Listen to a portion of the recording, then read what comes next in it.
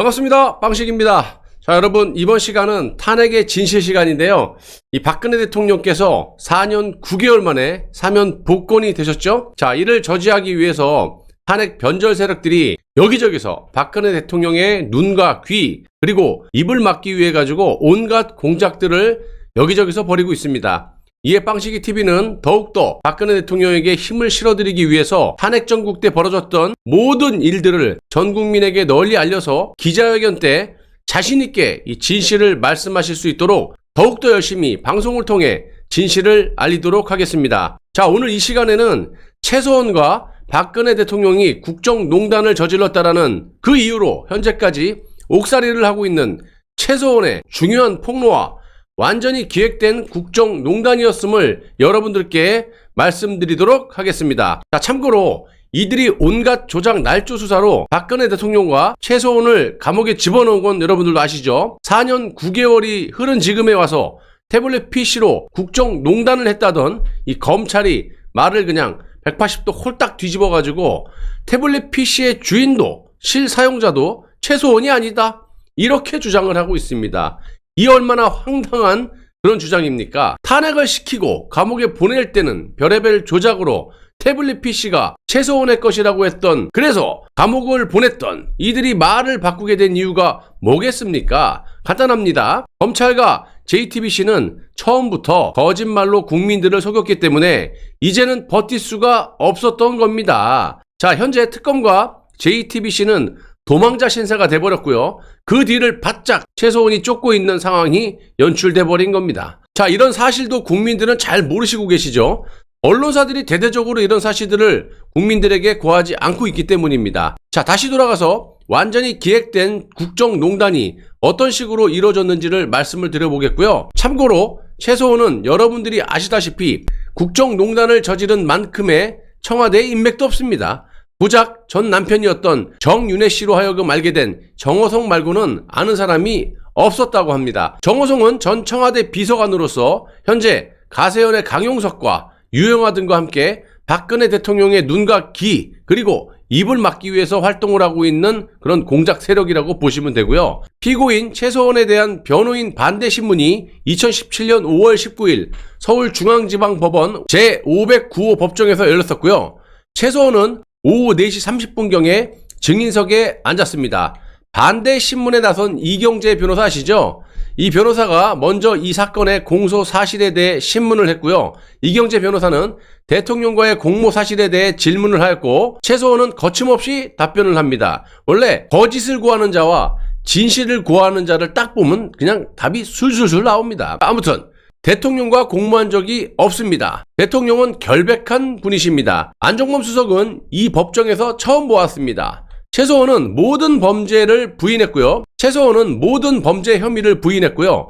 이경재 변호사는 대통령과의 관계에 대해서 또 물었습니다. 대통령에게 피고인, 즉 최소원은 어떤 존재라고 생각하십니까? 그러니까 20대 때 대통령을 처음 배웠습니다. 유경수 여사 서거 후 대통령은 굉장히 고통스러워하셨습니다. 프랑스에서 비행기를 타고 오시면서 계속 울었다고 하였습니다. 밤마다 방 바닥을 손가락으로 긁으며 고통을 이겨냈다는 그런 말도 들었습니다. 저에게는 정말 존경스러운 분이고 마치 젊은 사람들이 팝 가수를 좋아하는 듯한 그런 애정관계가 제 마음속에 생겼습니다. 박근혜 대통령의 의상 문제에 대해 질문을 했고요. 여기서 등장하는 고영태라는 사람은 여러분들도 아시다시피 박헌영, 노승일 등과 함께 한국체육대학 운동선수로서 동창들이죠. 박근혜 대통령을 탄핵시키는데 일조한 사기꾼들임을 참고하시기 바랍니다. 대통령은 영세한 의상실에서 만드는 소박한 옷을 입기를 원하셨고, 제가 이용했던 그 의상실은 개봉 따로, 재단 따로, 단추매는 일을 따로따로 하는 영세 업체입니다. 이 사건이 터진 후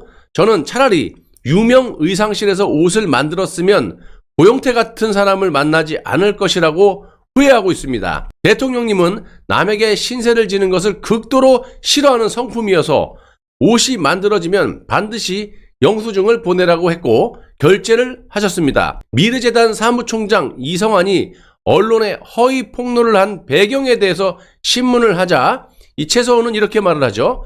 고영태의 요청으로 2016년 8월 19일 한강 둔치에서 이성환을 만났습니다. 이성환이 한미약품에서 30억 5천만 원을 받을 게 있는데 저보고 대신 받아주기를 부탁하기에 거절했습니다. 이성환이 그 돈을 받아서 고용태와 나누기로 했던 모양입니다.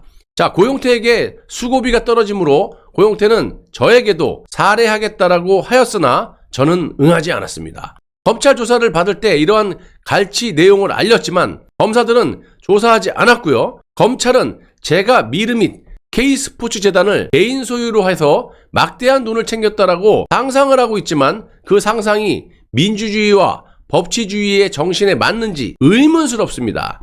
검찰이 개혁 대상입니다. 참고로 검찰이 덮어씌운 미르재단과 K스포츠재단이 최서원의 개인 소유로 막대한 이득을 챙겼다라는 것도 모조리 사기로 드러났고 안종범과 고용태 일당, 이 사기꾼 일당들의 소행임이 밝혀졌죠.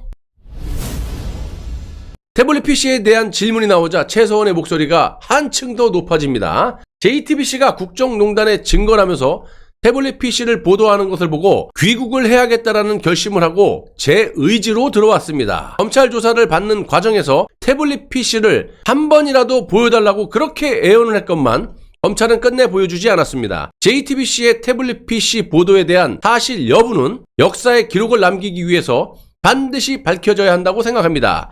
여러분, 이 부분도 검찰의 조작임이 드러났죠.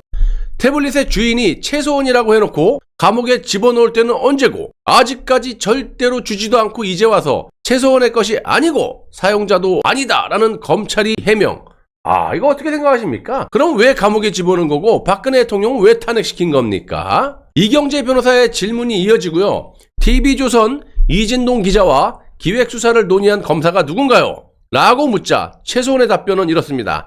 윤석열 검사로 알고 있습니다. 최서원의 이 같은 대답이 나오자마자 공판관여 검사가 자리에서 벌떡 일어나서 하는 말, 적절치 않은 발언이다. 이렇게 최서원의 말을 가로막았고요.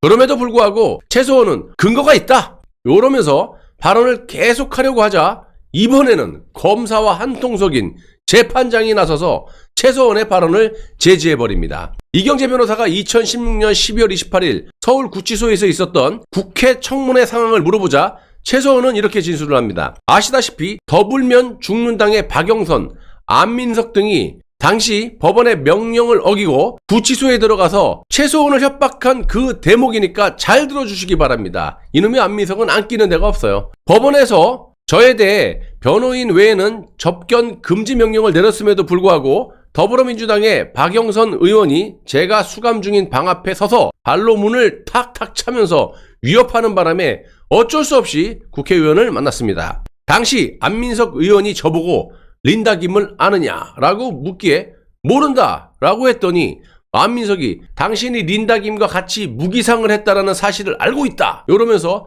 있지도 않은 사실을 계속해서 추궁하기에 절대로 그런 일이 없다라고 분명히 말해주었습니다. 그랬더니 안민석이 저에게 당신은 무기징역을 살아야 된다라고 비아냥대기에 무기징역 살겠다 이렇게 대꾸해 주었습니다. 저에게는 특히 못된 행동을 한 이 안민석 의원과 특검의 신자영 부장검사 그리고 고영권 검사는 제가 그 이름을 영원히 잊지 않을 겁니다. 오산시 지역구를 가지고 있는 안민석, 이놈은 젊은 나이에 벌써 5선째 해먹고 있는 자고요. 이자는 탄핵 정국 때 아무런 증거도 없이 비자금이 수백조가 있다면서 국민 세금으로 독일 여행을 즐기고 온 인간 아닙니까? 왜 제가 여행을 즐겼냐고 말씀드리냐면 저는 근거가 있어요. 너무나 터무니없는 소리를 하면서 그 돈을 찾겠다라고 해외를 유랑하지 않았습니까?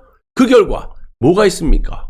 아무것도 없잖아. 그럼 증거를 대라고 300조니 400조니 페이퍼 컴퍼니가 무슨 400개나 있다고 헛소리를 나불나불대면서 네 돈으로 여행 갔어? 비행기 싸게 이런 거? 너 이코노미 탔어? 아니면 1등급 탔어? 비즈니스 클래스 탔어? 얘기를 해봐. 다 국민 세금으로 유랑을 했던 게 뻔한 거 아니겠습니까?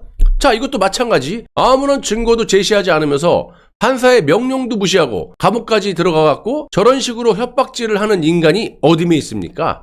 자, 국민들이 꼭 처벌을 해야 된다라고 강력하게 주장하는 바이고요. 또 여기서 신자영이라는 검사는요, 최서원에게 삼족을 멸하겠다라고 말한 인간입니다. 무슨 놈의 지금이 조선시대도 아니고 삼족을 멸한다? 저게 검사 입에서 나올 소리입니까?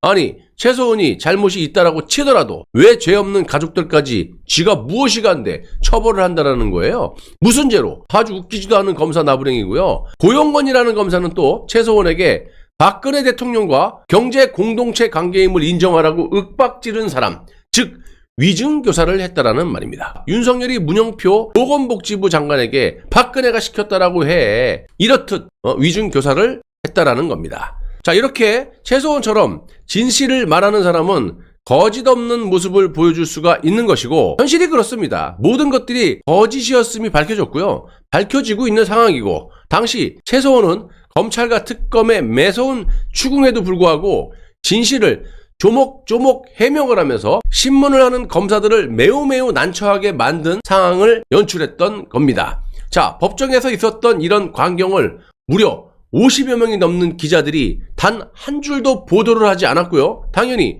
허위사실을 유포한 장본인들이다 보니까 그렇게 못했던 것이고, 그러다 보니까 국민들의 대다수는 아직까지도 당시 법정에서 있었던 이러한 진실, 사실들을 모를 수밖에 없다라는 겁니다. 그래서 저 같은 사람이 필요한 거 아니겠어요?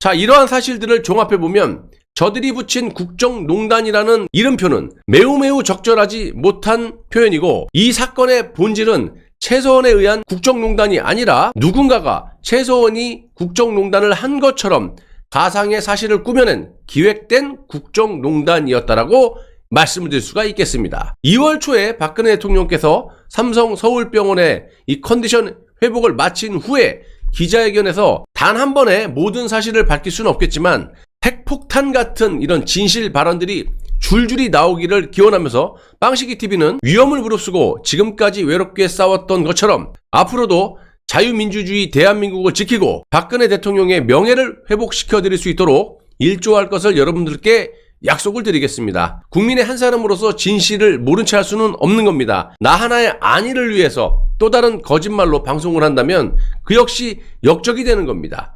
자식들 보기 부끄럽지도 않습니까? 절대로 저는 그런 일이 없을 거고요. 여러분들 끝까지 시청해 주셔서 대단히 감사합니다.